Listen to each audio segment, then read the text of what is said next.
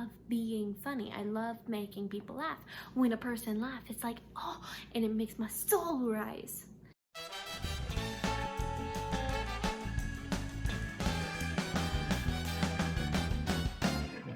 Hi guys, Becca here, and today I'm going to talk to you about humor. Okay, yeah, so the other day I made an Instagram post and a Facebook post about how I have learned I loved humor. Now, how in the world did I learn that I love humor? Well, I've always been naturally funny. So, I realized this past year, and this is a very grandiose moment, I realized that I love making people laugh. In fact, more often than not, I'm the person in the room, I'm sitting there, I have the joke, I want to say it, but somebody bolder than me says the joke, but better, in a way that sounds better. And then when I open my mouth, well, shy me, and this happens more often than not, shy me goes, and then starts talking, and then the joke is ruined. The problem with a joke, right, is a joke usually has the punchline at the end of the it usually has the punchline at the end of the joke. But the problem is when I get nervous, I'll say the punchline at the very beginning of the joke.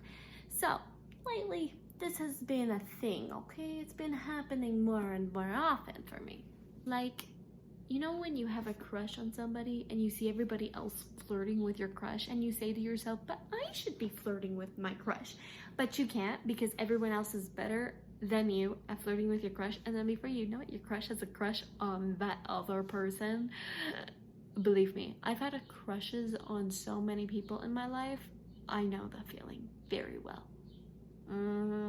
That's what happened with me and humor. It's like I acknowledged finally that I liked humor, and humor said, oh, well, I guess you have to pursue me a little bit harder. Actually, real thing, when I actually tried to tell a guy for the very first time that I liked him, I couldn't say the words. It was like my tongue was literally glued to the top of my mouth, like, I could not open my mouth to say, I like you. It's okay, it worked out. We're married now, so yeah. It's okay.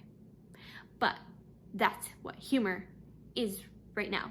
Me acknowledging I like humor. Humor is like, bye.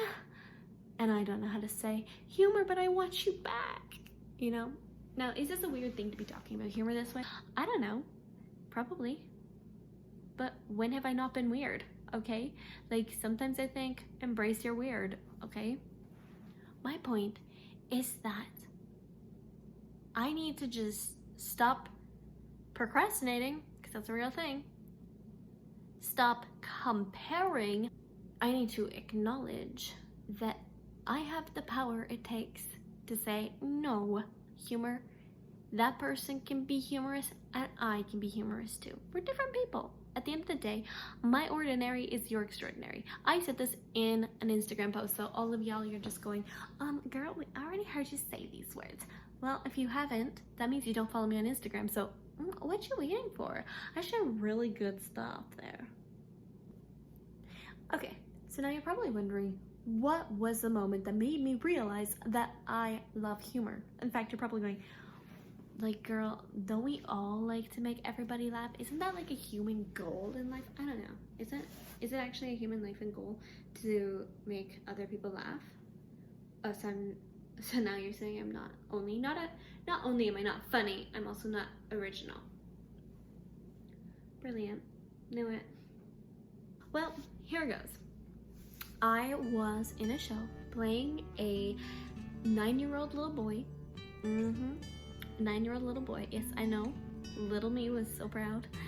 And this show was a Christmas story. So total comedy. You know, we would have the audience rolling with laughter more often than not.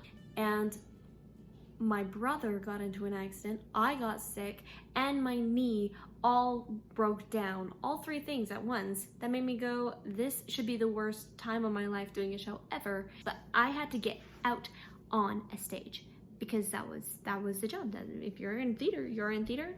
The show must go on, they say. So I'd be backstage just feeling like complete garbage and being like, I don't know how in the world I'm gonna make this work. And then the thought that would come into my head that would give me the energy to get out on that stage was, today there might be somebody else out in the audience right now who is having as bad a time as I am. And all they need is just to laugh. And if I can make them laugh and forget their life for the next 2 hours, then my being on stage is worth it.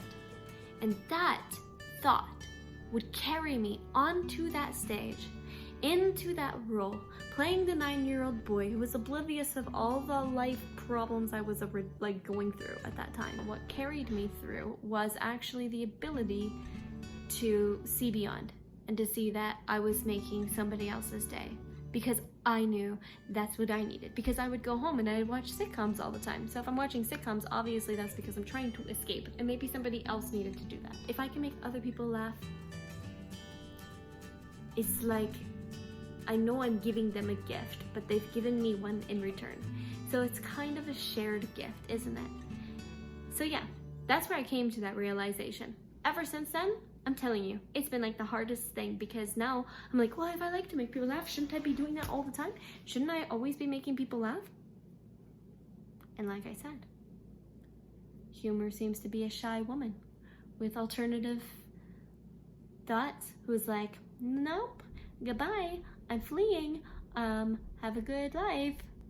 And meanwhile, I'm just trying to flirt with Humour and it's not working. But who knows, maybe it'll come back. Maybe I'll find that nugget, you know, when it happens. So here's a thought for you. Don't compare yourself with others. Start the thing you want to start. Procrastination, yeah, real. But you know what? It doesn't have to be.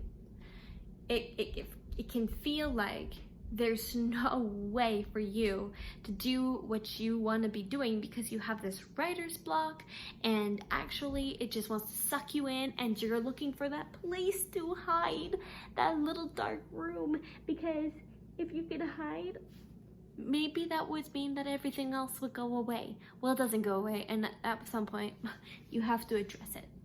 You have to address the issues that lie right in front of your face. But when you do, it's worth it. It's worth it. So anyways, from me to you, all that to say, go start the thing you've been telling yourself you're gonna start. Go do it. Go, right now, go do it. And fail miserably, but who the heckin' cares? If you're the one who's afraid of flirting with the person, flirting with your crush, guess what? The other people who are flirting with your crush, they're gonna get your crush. I'm saying that from experience. I am saying that because that has happened. And the one time I made a step, I made a move, and it was bold and it was very messy. But when I did that, I got the guy. You know what I mean? You know what I'm saying?